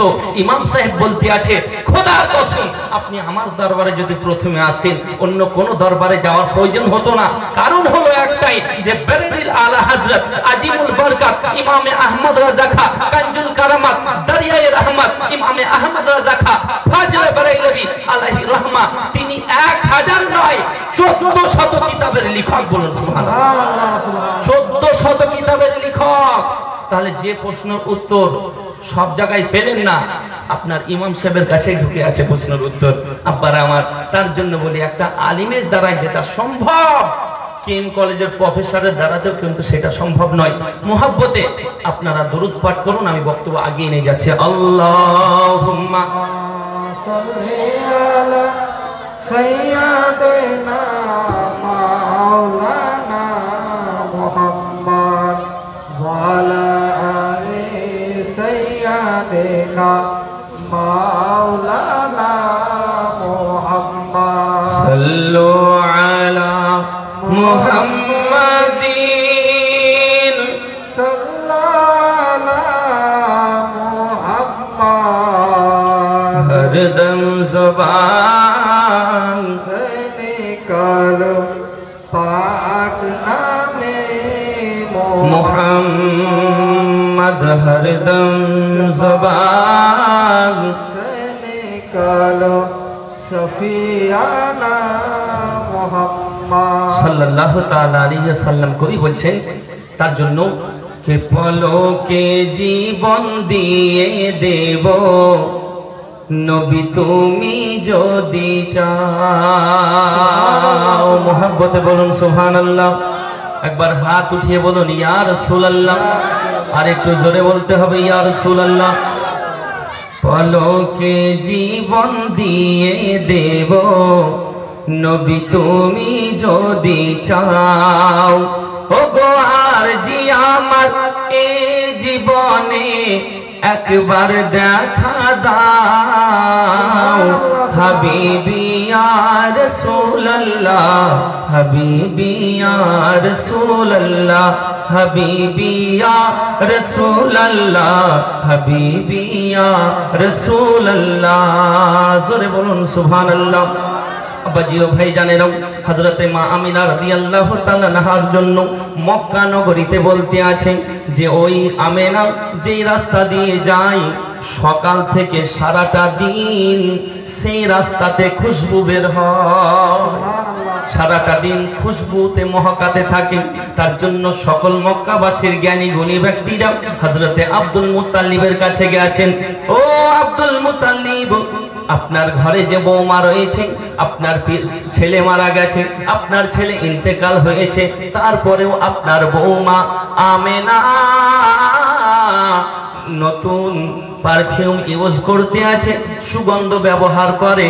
কারণ আমরা নিজে দেখেছি আপনার বৌমা আমেনা যেই রাস্তা দিয়ে যায় সেই রাস্তায় খুশবু মহকাতে থাকে। হযরতে আমেনা রাদিয়াল্লাহু তাআলা আনহার জন্য এই কথা বলি, কারণ মক্কার নিয়ম ছিল কাউরি স্বামী মারা গেলে 1 বছর নতুন কাপড় পরিধান করতে পারতো না, পারফিউম লাগাতে পারতো না। কিন্তু হযরতে আমেনা পারফিউম তো লাগান না, কারণ রহমাতাল লিল আলামিনের বরকত, নবী পাকের বরকত। আব্বাজি হযরতে আব্দুল মুত্তালিব রাদিয়াল্লাহু তাআলা আনহু যখন বাড়ি এলেন, মাথাটাকে নিচু করে বৌমা আমেনার কাছে যাওয়ার পরে বলতে আছে, ওগো বেটি আমেনা, আমেনা কথা হলো একটাই বেটি, মক্কার গলিতে গলিতে তোমার ব্যাপারে সমালোচনা করে বেটি। ওগো বেটি, তুমি কি সুগন্ধ ব্যবহার করো? আতর ব্যবহার করো, পারফিউম ব্যবহার করো, খুশবু ব্যবহার করো। পারো নাকি? হযরতে মা আমেনা রাদিয়াল্লাহু তাআলা আনহা শ্বশুর মশাইয়ের কথা শোনার পরে কান্না করতে আছেন। ওগো আব্বা, ওগো আব্বা হুজুর, আমি কোনো পারফিউম ব্যবহার করি না, আমি কোনো সেন্ট ব্যবহার করি না। কারণ হলো একটাই, আজকে সত্য না বললে নয়। আপনার বেটা আব্দুল্লাহর আমানত আমার পেটে যেদিন থেকে এসেছে, সেদিন থেকে আমি যে রাস্তা দিয়ে যাই খুশবু বের হয়, যে রাস্তা দিয়ে যাই খুশবু মহাকাতে থাকে, যেই জায়গায় হাত রেখে দিই সেই জায়গাটা খুশবুতে প্রণীত হয়ে যায়, যে জায়গাটাতে মাথা রেখে দিই সেই জায়গাটা খুশবু বের হয়। জোরে বলুন। ওগো আমার আব্বা হুজুর, কেন আমি জানি না, কারণ আমি কোনো খুশবু ব্যবহার করি না। শুধু তাই নয়, ওগো আব্বা হুজুর, আপনি মাঝে মাঝে আমাকে পানি আনার জন্য কুয়ার দিকে যেতে বলেন। আমি মা আমেনা কুয়ার কাছে যখন যাই, কুয়ার কাছে যাওয়ার পরে আমার যারা সাথী ছিল তারা কুয়া থেকে রশি এবং বালতির সাহায্যে পানি উঠাতো। আমি মা আমেনা কুয়ার কাছে যখন যাই, আমি মা আমেনা আমার রশির প্রয়োজন হয় না। আমি যখন কুয়ার কাছে যাওয়ার পরে কুয়ার পানির দিকে একটিবার নজর করে তাকাই, আমি মা আমেনা আমাকে দেখার সাথে সাথে এই কুয়ার পানি উপরে উঠতে শুরু হয়। শুধু তাই নয়, আমি মা আমেনা কুয়ার কাছে যতক্ষণ থাকি, কুয়ার কাছে যতক্ষণ দাঁড়িয়ে থাকি, কুয়ার পানি উপরে উঠে থাকে। শুধু তাই নয়, আমি মা আমেনা আমি যখন বাড়ির দিকে ফিরে আসি, আসমান থেকে যেন পাখির ঝাঁকে ঝাঁকে উড়ে আসে, আর পাখিদের সর্দার বলতে থাকে, ওগো পাখিরা কেউ উড়ে যাবি না, কেউ উড়ে যাবি না। দেখ জগৎগুরু হাবিবুল্লাহর মা যাচ্ছে। কারণ হলো এটাই, যেই নবীকে তৈরি না করলে আমরা পাখিরাও তৈরি হতাম না, আমরা পাখিরাও পৃথিবীতে আসতাম না। 18,000 মাখলুকাত, আসমান জমিন কোনো কিছুই আল্লাহ পাক বানাতেন না। সেই নবী পাকের মা হেঁটে যাচ্ছে, কেউ মাথা দিয়ে উড়ে যাবি না, কারণ কেউ বেয়াদবি করে ফেলিস না। পাখিতে নবী চিনেছে, আফসোস আমরা চিনতে পারলাম না। কথা কি জানেন, যে আমাদের মধ্যে অনেকে রয়েছে যারা বলি যে নবী আমাদের মতো করুন, আউযুবিল্লাহ। আপনার মধ্যে, আমাদের মধ্যে অনেক ভাই রয়েছে যারা বিভিন্ন ভণ্ড বক্তার বক্তব্য শোনার পরে তারা বলতে আছে নবী আমাদের মতো। তাদের জন্য আমি মেসেজ দিব, ভাই আপনি শুনুন, নবী যেদিন পৃথিবীতে আসে, তোমার যেদিন পৃথিবীতে জন্ম হয়, পৃথিবীতে তুমি যেদিন আসো, তুমিও 40 দিন নাপাক ছিলে, তোমার মাও 40 দিন নাপাক ছিল। নবী পাক যেদিন পৃথিবীর সরজমিনে আসেন, খোদার কসম নবী পাক পবিত্র, তিনার মাও পবিত্র ছিলেন। জোরে বলুন সুবহানাল্লাহ। হুজুর আলা হযরত বলতে আছেন कि तेरे नस्ले पाक में है बच्चा बच्चा नूर का, तू है आईने नूर, तेरा सब घराना नूर का। सुभान अल्लाह। তুমি যেদিন পৃথিবীতে আসো, তুমি অপবিত্র 40 দিন ছিলে, তোমার মাও ছিল, নবী পাক পবিত্র, তিনার মাও পবিত্র। তুমি যেদিন পৃথিবীতে আসো, আসার পরে কি তোমার নাড়ি কাটতে হয়েছিল? হয়েছিল কি হয়নি? নাড়ি কাটতে হয়েছিল। তোমার নাড়ির সঙ্গে তোমার মায়ের নাড়ির কানেক্টিং ছিল, কিন্তু নবী পাক যেদিন পৃথিবীর সরজমিনে আসেন, নবী পাক নাড়ি কাটা অবস্থাতে এসেছেন। তুমি যেদিন পৃথিবীতে আসো, পৃথিবীতে আসার পরে তুমি উলঙ্গ অবস্থাতে পৃথিবীতে আসো, ল্যাংটা হয়ে পৃথিবীতে আসো, কিন্তু খোদার কসম নবী পাক যেদিন পৃথিবীর সরজমিনে আসেন, জান্নাতি লেবাস নিয়ে পৃথিবীর সরজমিনে আসেন। জোরে বলো। তুমি যেদিন পৃথিবীতে আসো, আসার পরে কয়েক মাস পর, কয়েক বছর পরে তোমার খাতনা দিতে হয়, তোমার মুসলমানি দিতে হয়, কিন্তু খোদার কসম নবী দো জাহান, আকায়ে কাউলে মাক্কা, তাজদারে মদিনা, আহমদে মুস্তাফা, জানাবে মুহাম্মদুর রাসূলুল্লাহ সাল্লাল্লাহু তাআলা আলাইহি ওয়াসাল্লাম যেদিন পৃথিবীতে আসেন, খাতনা দেওয়ার প্রয়োজন হয়নি, খাতনা দেওয়া অবস্থাতেই পৃথিবীতে এসেছেন। জোরে বলো সুবহানাল্লাহ। তাহলে সেই নবীকে কিভাবে বলো তুমি আমার মতো? কিভাবে বলো? আব্বার আমার আলোচনা শোনাবো, তবে একটা কথা বলি বাবা, আজকের মাহফিলে আমরা নবী প্রেমিক কিনা? একটু হাত তুলে বলুন তো, নবী প্রেমিক, নবীকে ভালোবাসি কি বাসি না? ভালোবাসি। কারণ আল্লাহ পাক বলেছেন মাই ইউতি'ir রাসূলা ফাকাদ আতা আল্লাহ, মাই ইউতি'ir রাসূলা ফাকাদ আতা আল্লাহ। আল্লাহ পাক বলতে আছেন হাবিব যে আমার ইত্তেবা করতে চায়, আমার ইতাআত করতে চায়, আমার পায়রবি করতে চায়, সর্বপ্রথম তারা যেন তোমার পায়রবি করে, তোমার ইতাআত করে, তোমাকে ভালোবাসে। তোমাকে যদি ভালোবেসে নাই আমি আল্লাহ, আমাকে ভালোবাসা হয়ে যাবে। জোরে বলে। তো সেই নবীকে আমরা ভালোবাসি, ভালোবাসি বলে এসেছি কি আসেনি? একটু হ্যাঁ না বলেন গো। তো সেই নবীর মুহাব্বতে আজকে এই স্টেজে আমি দেখতে চাই যে যোগ্য মায়ের যোগ্য সন্তান, নবী প্রেমিক, সুবহানাল্লাহ, ৫,০০০ টাকার দাতা একজন কোন আল্লাহর বান্দা নেই? মা বোনেদের তো আলহামদুলিল্লাহ, মা বোনেদের লক্ষ্মী ভান্ডার আছে, শুধু তাই না ওদের টাকার অভাব নেই। এই যে আমি জলসা করে বাড়ি যাবো, ধরেন আমার কথাই বলে, আমি সাপোজ যে বাড়ি যাওয়ার পরে, আমি উদাহরণ দিচ্ছি বাবা, বাড়ি যাওয়ার পরে মা যদি হয়, মা কি বলবে যে বেটা এত রাত্রে জলসার কমিটি যারা ছিল ওরা থাকতে দেয়নি, এত কষ্ট করে আসতে হবে, এমনই তোমাকে জ্বর ঠান্ডা লেগে আছে, থাকলে না? আচ্ছা খাওয়া দাওয়া কেমন হয়েছে, ঠিকঠাক খেয়েছো, পানি এনে দেবে 1 গ্লাস। মা হলে বলবে কি বলবে না? কারণ মায়ের মতো কেউ হবে? গজলে বলে জগতে শ্রেষ্ঠ আসন যার, সে হয় মা জননী। মার মতো কেউ কিন্তু মায়ের আসন কেউ নিতে পারবে না। কিন্তু যখন বিবি হবে, বিবির রুমে ঢুকবো, বিবি কি বলবে, খেলা কেমন, কি করলে, বলবে না? বলবে কই গো দেখি জলসার কমিটি কত টাকা দিয়েছে তোমার, দেখি টাকা পয়সা গুলো বের করে দেখি একটুখানি। বলবে কি বলবে না? আব্বার আমার। কিন্তু মা, মার মর্যাদা একটা আলাদা বাবা, যে মায়ের জন্য নবী পাক নিজের পাগড়ি খুলে জমিনে বিছিয়ে দিচ্ছেন দুধ মা হালিমার জন্য। সাহাবায়ে রাসূল বলতে আছেন ইয়া রাসূলুল্লাহ, এই মহিলাটাকে যার জন্য আপনি দাঁড়িয়ে গেলেন, নিজের পাগড়ি খুলে বিছিয়ে দিলেন, নবী পাক বলতে আছেন ইনি হচ্ছেন আমার দুধ মা হালিমা। বলুন সুবহানাল্লাহ। তাহলে চিন্তা করেছেন, দুধ মা হালিমার জন্য নবী পাক নিজের পাগড়ি খুলে জমিনে বিছিয়েছেন। আচ্ছা নবী পাকের যদি নিজের মা হতেন, জন্মদাতা, তাহলে কি করতেন? তাহলে আমরা কিন্তু যিনারা মা বাপকে কষ্ট দিই, খেয়াল রাখবেন। যাই হোক বাবা, সেই রসুল প্রেমিক আমরা এই জায়গায় অনেকে আছি, আছে কি নাই? কারণ ইশকে রসুল হি আসল ঈমান হে, ইশকে রসুল হি আসল ঈমান হে। নবী পাককে ভালোবাসাটার নামই হলো ঈমান। জোরে বলে। নবী পাককে ভালোবাসুন, নামাজ পড়ুন, নবী পাককে ভালোবাসুন, রোজা রাখুন, নবীকে ভালোবাসুন, সব করুন, সব আল্লাহর দরবারে গ্রহণযোগ্য হবে। নবীকে ভালোবাসা ব্যতীত না। যাই হোক, সেই নবীকে ভালোবাসি আমরা এই স্টেজের মধ্যে একবারে তড়াতড়, কারণ বক্তা সাহেব চলে আসবে কিছুক্ষণের মধ্যে।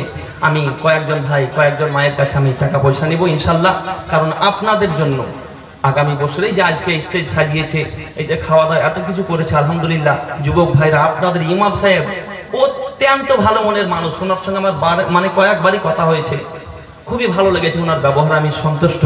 আলিমকে ভালোবাসবেন, নবী পাক বলেছেন মান তাশাব্বাহা বিকওমি ফাহুয়া মিনহুম, যে যাকে ভালোবাসে তার সঙ্গে তার হাসর হবে। আলিমকে ভালোবাসবেন, ইনারা সঠিক পথ আপনাদেরকে দেখাবেন। জোরে বলেন সুবহানাল্লাহ। তো ৫,০০০ টাকা দাতাকে উনি আজকের মাহফিলে কত টাকা কত দিকে আমরা ব্যয় করে দিই। এক্ষুনি যদি কিছু অসুখ হয়ে যায়, দৌড়তে দৌড়তে চলে যাই হসপিটালে, কিন্তু নবী পাক বলতে আছেন সকলের চাইতে লা ইউমিনু আহাদুকুম হাত্তা আকুনা হাব্বা ইলাইহি মিন ওয়ালিদিহি ওয়া ওয়ালাদিহি ওয়ান নাসি আজমাইন। আমি নবী, আমাকে যতক্ষণ পর্যন্ত মুহাব্বত না করবে পূর্ণাঙ্গ ঈমানদার হতে পারবে না। তো আজকে মুহাব্বত কার কেমন আজকে দেখতে চাই আমি। আজকে মুর্শিদাবাদের মানুষ আপনারা কার কতটা মুহাব্বত আজকে দেখবো আলহামদুলিল্লাহ। তবে যিনারা দিতে পারবেন, দেনেওয়ালা ব্যক্তি তো আছেন, কিন্তু আমরা পিছিয়ে যে যাই, তো হুজুর অনেকে এমন বলবে। তো যাই হোক, ৫,০০০ যদি নাও হয়, আচ্ছা এই গ্রামের দুটো মেম্বার, সুবহানাল্লাহ, কেমন তাহলে রিপোর্ট দেখেন। 2 জন মেম্বার আছে, ওনারা তো 10,০০০ করে 20,০০০ দেওয়া দরকার, কোনো ব্যাপার নেই তো আলহামদুলিল্লাহ। আল্লাহ তাবারাক ওয়া তাআলা যদি দেন তো ফুরাবে না, শেষ হবে না। যাই হোক, আমি তিনাদের মেম্বার ভাইদেরকেও বলবো আপনারা একটু আমার স্টেজের সামনে চলে আসবেন, তিনাদের আমি মুসাফা কমপক্ষে করবো তিনাদের সাথে। যাই হোক, মেম্বার ভাইদেরকেও ডাকবো। আর আপনারা যেনারা স্টেজের মধ্যে আছেন, আচ্ছা ৫,০০০ একটু বেশি হয়ে যাচ্ছে বোধহয় আপনাদের জন্য, কিন্তু দেখুন নবীর মাহফিল কুল বিফাদলিল্লাহি ওয়া বিরহমাতিহি ফাবিযালিকা ফালইয়াফরাহু হুয়া খায়রুম মিম্মা ইয়াজমাউন। বলুন সুবহানাল্লাহ। সুবহানাল্লাহ। এর অর্থ কি জানেন? আল্লাহ তাবারাক ওয়া তাআলা বলেছেন, নবী আপনি বলে দিন, তারা যখন আমার ফাজাল পাবে, রহমত পাবে, তখন তারা যেন খুশি মানায়। জোরে বলে। তাহলে নবী পাক আমাদের জন্য রহমত কি রহমত না? একটু জোরে বলতে হবে, রহমত কি রহমত না? ও নবী পাক আমাদের জন্য রহমত, আমাদের জন্য আমাদের সন্তান রহমত। কিন্তু সকলের চাইতে মা রহমত, পিতা রহমত, সব নিজের বিবি এটাও একটা রহমত। কিন্তু সব চাইতে রহমত, বড় রহমত হলো আমাদের নবী মুস্তাফা। জোরে বলে। তো যাই হোক আব্বার আমার, আমি সেই দিকে যাচ্ছি না। আজকের মাহফিলে আমি দেখতে চাই 2000 টাকা কেউ নেই দাতা? কমপক্ষে আমি 3 জনের কাছে 2000 করে 3 জনের কাছে, হ্যাঁ 3 দ্বিগুণ 6000 টাকা নেব, 2000 করে। আলহামদুলিল্লাহ। আমি জানি যে আপনাদের কাছে আছে। আমি একটা গজল পড়ব, তার মাধ্যমে একটা ছন্দ আমি বলতে চাইছি। আর আপনারা যিনারা ভাবছেন যে দেব কি দেব না, দেব কি দেব না, এরকম চিন্তা ভাবনা কিন্তু আছে। কিন্তু দেখুন আজকে একটা ডান্স, কোনো যাত্রাপালা, কোনো বুঝতে পারলেন কত জায়গাতে আমরা কত টাকা দিয়ে দিই। কিন্তু আই আফসোস যে নবী পাকের মাহফিল গড়বে, আগামী বছর সাজাবে, এই নবী পাকের মাহফিল সাজানোর জন্য 2000টি টাকা আমরা বের করতে পারবো না। আমার মা আসছে বোধ হয়। যাই হোক আলহামদুলিল্লাহ। ওইদিকে যা, ওইদিকে দিয়ে দেন। ওয়ালাইকুম আসসালাম ওয়া রাহমাতুল্লাহি ওয়া বারাকাতুহু। দেখেন আমার মা কোথা থেকে এসে আলহামদুলিল্লাহ 2000 দিয়েছে নাকি? যাই হোক আমার মা 2000 টাকা দিয়ে গেলেন। আব্বার আমার সকলেই আমরা কত আছে? 2 3 4 5000 আছে। সুবহানাল্লাহ। নারে তাকবীর, নারে তাকবীর, নারে রিসালাত। জশ্নে ঈদে মিলাদুন নবী, জশ্নে ঈদে মিলাদুন নবী। সুবহানাল্লাহ, সুবহানাল্লাহ। দেখেন 2000 ভাবছেন, এদিকে 5000 ভরা আছে। সকলে হাত উঠান, একবার দোয়া করি আমার মায়ের জন্য। রব্বুল আলামিন, আয় আল্লাহ পাক, আয় আল্লাহ তাআলা, আমার মা যে আশাতে যে নিয়তে করিয়াছে দান, আল্লাহ তুমি কবুল করো রহিমুর রহমান। রব্বুল আলামিন আমার মায়ের যে উদ্দেশ্য নিয়ে 5000 টাকা তোমার নবীর মাহফিল সাজানোর উদ্দেশ্যে দিয়েছে, আয় আল্লাহ তাবারাক ওয়া তাআলা তিনার নেক নিয়তকে কবুল করে নাও। আয় আল্লাহ পাক আজকের মাহফিলে আমার চাচা বাবু, ভাই বোনেরা, বিরাদার যিনারা উপস্থিত হয়েছেন, আয় আল্লাহ পাক ইনাদেরও আয় আল্লাহ পাক সকলের হাজরিকে তুমি কবুল করে নাও এবং আমাদের প্রত্যেকটি বাড়িতে রুজি রোজগারে বরকত দাও। ওয়া সাল্লাল্লাহু তাআলা আলা খাইরি খালকিহি ওয়া নূরি আরশিহি আজমাইন বিরহমাতিকা ইয়া আরহামার রাহিমিন ওয়া লা ইলাহা ইল্লাল্লাহু মুহাম্মাদুর রাসূলুল্লাহ সাল্লাল্লাহু তাআলা আলাইহি ওয়াসাল্লাম। একজন তো কেবল হলো 5000। আব্বার আমার 5000-এর পার্টি কি আর না? ইমাম সাহেব অনেক আছে। 5000-এর পার্টি এই জায়গায় অনেক আছে। যাই হোক 5000 যদি অসুবিধা হচ্ছে তো 2000 বলেছি। আর মেম্বার ভাই 2 জন তো আছেন, ওনাদেরকে আমি ধরবো আলহামদুলিল্লাহ। কারণ আমার জন্য না, ইমাম সাহেবের বাড়ির জন্য না, আর আমার ঘরের জন্য না, আপনাদের জন্য না, নবীর মাহফিলের জন্য। অতএব আজকে নবীর মাহফিলের জন্য আপনি যতটা শ্রম টাকা পয়সা দিবেন, আল্লাহ পাক দেখতে আছেন, এগুলো বেফালতু না, এগুলো আপনার আমল নামায় লেখা হবে। জোরে বলেন সুবহানাল্লাহ। যাই হোক তার জন্য আমি বলবো, আমার কোনো চাচা বা আমার কোনো ভাই 2000 না দিতে পারলো 1000 করে তো দিতে পারবেন 10 জন, আপাতত 1000 করে আজকের মাহফিলে। সুবহানাল্লাহ। দেখেন যে খাবারের আইটেম করেছে, এই খাবারে কত টাকা খরচা হয়েছে বলুন তো। তারপরে আমি শেষ বক্তা না, আর একজন বক্তা এসেছে মালদা জেলা থেকে, জানাব হযরত মাওলানা আসমাউল হক আলিমি সাহেব। সুবহানাল্লাহ। তিনারও বক্তব্য শুনবেন আলহামদুলিল্লাহ। তিনিও একজন ভাইরাল বক্তা, এখন ইন্টারনেটে যুক্ত। তিনার গজল শুনবেন, বক্তব্য শুনবেন আলহামদুলিল্লাহ। তিনিও খুব সুন্দর আলোচনা করেন, বক্তব্য রাখেন, গজলও পড়েন। আবার আমার তো আমি চাইছি যে তিনার আসার আগে আগে, যাই হোক আপনাদের কাছ থেকে আলহামদুলিল্লাহ কিছু কিছু করে আমি নিতে চাই। আমার মা বোনেদের দেখুন ভিড়, ওই জায়গাতে কাউকে গেলে ভালো হয়, কারণ মা বোনের আসতে অসুবিধা হচ্ছে, কমিটি নেই। 2 জন যুবক ভাইকে ওখানে যদি পাঠিয়ে দিতেন, আমার মা বোনেরা 200 500 1000 2000 যে যা পারত ওখানে দিত। একটু কমিটি ভাই একটা চাদর নিয়ে যান, আর মায়েদের সামনে আমি একটা সুন্দর গজলও পড়বো, বুঝতে পারলেন। আর আপনাদেরকে বলছি যে এই জায়গা থেকে আলহামদুলিল্লাহ, যাই হোক মুসলিমে আপনারা যতজন আছেন, আমরা কি কিছু আমরা হাত বাড়াতে পারবো না যে না হুজুর বলল 2000, ঠিক আছে আমি 1000 টাকা দিয়ে শামিল হব। এরকম আমাদের পকেটে কি টাকা নেই? আচ্ছা এখন টাকা নাও থাকতে পারে, যে হুজুর আজকে এই জলসার খিচবিচিতে তাড়াতাড়ি তাড়াহুড়ো করে এসেছি, হুজুর অত টাকা আনিনি, আমি পরে দিব, বা আপনি 1000 টাকা লিখে রাখুন। আর এই জলসার যেনারা যুবক ভাই তিনাদেরকেও আমি কিছু করে ধরবো। আব্বার আমার, তার আগে মুহাব্বতে উচ্চ আওয়াজ আর একবার দরুদ শরীফ পাঠ করুন। আমার মা আছে এইদিকে আসুন সামনে। আল্লাহুম্মা সাল্লি আলা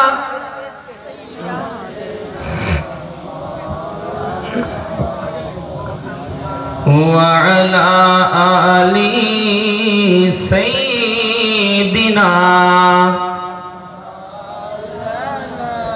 1000 সাল্লাল্লাহু তাআলা আলাইহি ওয়াসাল্লাম আমার একজন মা 1000 টাকা দিয়ে গেছেন। আচ্ছা মায়েদেরই দান পড়বে না আমার ভাই আমার চাচা ইনাদের দান আসবে না?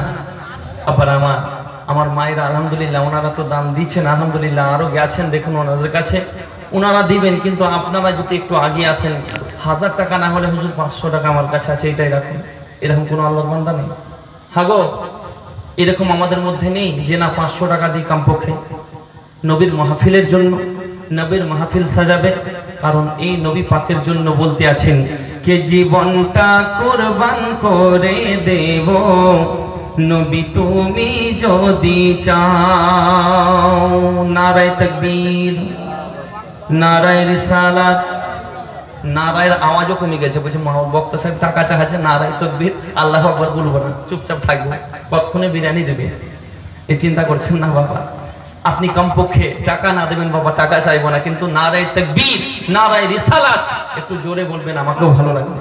আমার এই যে যুবক ভাই এসে এই যে 500 টাকা দান করে গেছে, নারায়ে তাকবীর নারায়ে রিসালাত নারায়ে হায়দারি নারায়ে বেলায়াত ইয়া ওলি আল্লাহ বলবেন, নারায়ে বেলায়াত জশ্নে ঈদে মিলাদুন নবী, জশ্নে ঈদে মিলাদুন নবী, নারায়ে তাকবীর নারায়ে রিসালাত।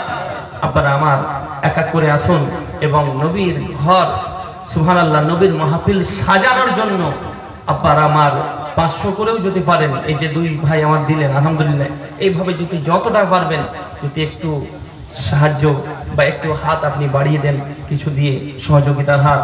আপনারা আমার এই টাকার বদৌলতে আল্লাহ তাবারাক ওয়া তাআলা আপনার কোন দিক থেকে যে টাকা আবার চলে আসবে আপনি নিজেই বুঝতে পারবেন না, কোথা থেকে চলে আসবে। আর এই সদকা করলে আপনার বালা মুসিবত দূর হয়, জোরে বলে সদকা করলে বালা মুসিবত দূর হয়। আব্বার আমার নবী পাকের আলোচনা বলতেছিলাম আর শুনতেছিলেন যে নবী পাক যেদিন পৃথিবীতে আসেন সুবহানাল্লাহ তিনি নূর এবং তিনি একদম জান্নাতি লিবাস পরিধান করে পৃথিবীতে এসেছেন, জোরে বলেন সুবহানাল্লাহ। সেই নবী পাকের আম্মি জান, দো জাহানের বাদশা, দো জাহানের নেতা আম্মি জান বলতে আছেন যে এই জগৎবাসী শুনে নাও, আমার বেটা মুহাম্মাদের জন্য তোমরা কেউ উল্টো পাল্টা বলবে না। কারণ হলো এটাই, আমার বেটা মুহাম্মদ যখন আমার পেটের মধ্যে ছিল, যখন আমি রাস্তা দিয়ে যেতাম গাছে আমাকে সালাম দিত, জোরে বলেন সুবহানাল্লাহ। গাছে আমাকে সালাম দিত, আসমান থেকে কে যেন আওয়াজ করত, পাখি গাছপালাতে আমাকে সালাম দিতে থাকতো। আমি মা আমিনা ভালো করে কান লাগিয়ে আওয়াজটা শুনতাম, ভালো করে শোনার চেষ্টা করতাম এবং সেই আওয়াজটা আমি বুঝতে পারতাম, শুনতে পেতাম। সেই আওয়াজটা একটাই ছিল, আসসালাতু ওয়াসসালামু আলাইকা ইয়া উম্মে রাসূলিল্লাহ, এ নবী की मां तुझको भी सलाम और तेरे आने वाले बेटे मोहम्मद को भी सलाम। ওগো নবীর মা, আপনাকে আমাদের সালাম এবং আপনার পেটি যিনি রয়েছেন দয়াল নবী মুস্তাফা, দোজাহানের বাদশা, দোজাহানের নেতা, সেই নবী মুস্তাফাকে আমাদের সালাম। আব্বার আমার সেই নবীর আমরা উম্মত, সেই নবীর আমরা দিওয়ানা। কিন্তু লটারির যখন টিকিট কাটতে যাই টাকার কথা ভাবি না, টাকা 500 হোক 200 হোক, প্রতিদিন লটারির টিকিটের পিছনে কত টাকা ব্যয় করি।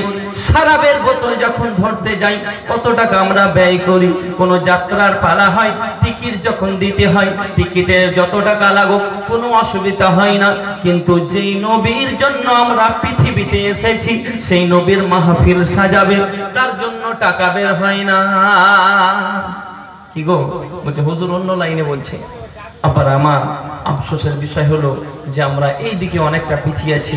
নবী পাককে ভালো যদি বাঁচতে হয়, নবী পাককে ভালোবাসুন। মন যদি দিতে হয়, কাকে দিবেন? নবীকে দিও। ভালো যদি বাঁচতে হয়, নবীকে বাসিও। জোরে বল। মন যদি দিতে হয়, নবীকে দিও। ভালো যদি বাঁচতে হয়, নবীকে বাসিও। ভালোবাসতে হবে নবীকে।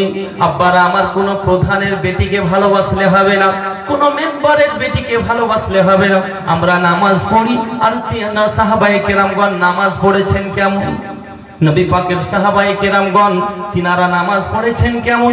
আমরা নামাজ পড়ি কেমন? হযরত আলী রাদিয়াল্লাহু তাআলা আনহু নামাজ পড়েছেন কেমন? তিনার পায়ের মধ্যে যুদ্ধের ময়দানে তীর ঢুকে গেছে, সাহাবায়ে কেরামগণ তীরটাকে বের করার চেষ্টা করে। হযরত আলী বলতে আছেন, তোমরা তীরের মধ্যে কেউ হাত লাগাবে না, কারণ আমি আলী ব্যথা পাই, আমার পায়ে ব্যথা লাগে, তোমরা কেউ তীরে হাত দেবে না। আমার নবী পাক বললেন, ও সাহাবায়ে কেরামগণ তোমরা একটু স্টপ হয়ে যাও। আমার আলী যখন নামাজের মধ্যে দাঁড়িয়ে যাবে, আল্লাহর ইবাদত করবে, সাজদার মধ্যে যখন চলে যাবে, তখন আমার আলীর পা থেকে তীরটাকে বের করে নিবে। জোরে কেমন নামাজ পড়েছেন? নবী পাক বলছেন যে যখন আমার আলী সাজদায় থাকবে, তখন তীরটাকে বের করবে। জোরে বলে। আর এখন হাত দিলে ব্যথা পাচ্ছি, হাত দিবে না। কিন্তু নবী পাক নিজেই বলছেন যে আলী যখন সাজদাতে যাবে, তীর বের করবে। জোরে বলে। আর আমরা সাজদায় গেলে যদি মশা বসে, মশাটাকে মারবো, তারপরে মাথা ঠুকবো। মশাটাকে আগে মারবো, কারণ আমি সেজদা করবো আর এই মশায় রক্ত চুষবে, একে ছাড়া যায় না। এরকম আমরা মুসলমান আব্বার আমার। কারণ হলো এটা, আমাদের তো নামাজের নিয়মই জানা নেই ঠিকঠাক। আজকে আমাদের মধ্যে যদি বলি যে ভাই আপনার মা তো ইন্তেকাল করেছে, জানাজার নামাজ কে পড়িয়েছিল? হুজুর ইমাম সাহেবকে তো রেখেছি, আমরা যদি সব করবো তোকে টাকা দিয়ে রাখবো কেন? এরকম আছে আমাদের মধ্যে। আফসোসের বিষয়, কেমন আপনি যোগ্য মায়ের যোগ্য সন্তান, নিজের পিতা চলে গেছে, জানাজার নামাজের নিয়ত জানা নেই, নিজের মা চলে গেছে, জানাজার দোয়া মুখস্থ নেই। আমাদের মধ্যে অনেকেই রয়েছে এখনো যে 3 মুষ্টি মাটি দেব যে দোয়া নাই, 3 মুষ্টি মাটি দেওয়ার দোয়াটাও মুখস্থ নেই আমাদের মধ্যে অনেকেই। হ্যাঁ গো বলবো হুজুর প্রথমটা একটু বলে দেন, তারপরে বলে দেবো সব। শুধু প্রথমটা কি হবে একটু বলেন, বুঝতে পারলে? আবার অনেকেই যারা জানে না, অ্যাক্টিং করে, বুঝতে পারলেন, এইভাবে মাটি নেবেন, এইভাবে কবরের সামনে মনে হয় কোরআন খতম করছে, ওখানে অনেকক্ষণ পরে রাখবে, মানে অনেক কিছু বলবে, মনে হবে অনেক কিছু পড়লো, কোরআন খতম করে বোধহয় মাটি দেবে ওর আব্বার কবরে। আসলে কিছু আর জানা নেই তো, ওটা হলো অ্যাক্টিং। আমাদের মধ্যে আছে অনেকের আব্বার আমার এইভাবে না অ্যাক্টিং করে যেগুলো জানার বিষয় আজ পর্যন্ত আপনারা জানেননি। এবার আজ থেকে আপনারা ইমাম সাহেবের কাছে গিয়ে, হুজুর গোসলের ফরজ কয়টা?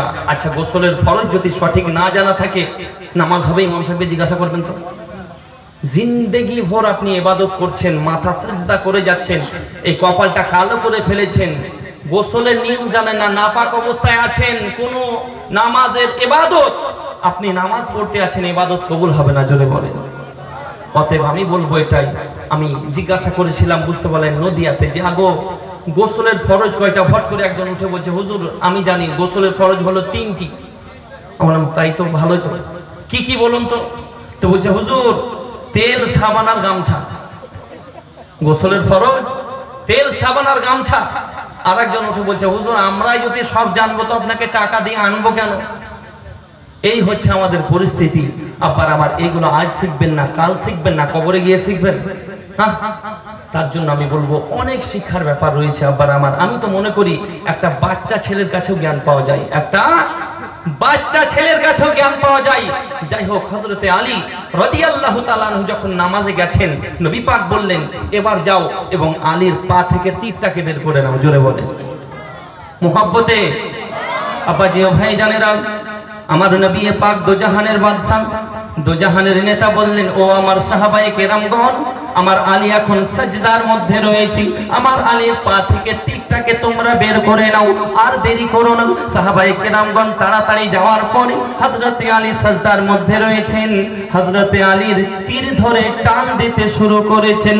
হযরতে আলী সাজদায় রয়েছেন, এদিকে তীর বের হয়ে যায়, পুরো যাই নামাজের পাটি রক্তাক্ত হয়ে গেছে, তীরের সঙ্গে অনেকগুলো গোস্ত ছিঁড়ে চলে এসেছে বাবাজি। কিন্তু হযরতে আলী নামাজ পড়তে আছেন। নামাজ যখন শেষ হয়ে গেল, হযরতে আলী রাদিয়াল্লাহু তাআলা আনহুকে অনেকে প্রশ্ন করে, ওগো আলী ভাই, আপনার পা থেকে তীরটাকে বের করে নেওয়া হয়েছে। হযরতে আলী বলতে আছেন, খোদার কসম করে বলি, তোমরা কখন তীর বের করেছো আমি আলী বুঝতে পারি না, কারণ আমি আলী প্রথম সাজদা করি, প্রথম সাজদা করার পরে দ্বিতীয় সাজদা ততক্ষণ পর্যন্ত করি না যতক্ষণ পর্যন্ত আমি আল্লাহ তাআলার দিদার লাভ না করি।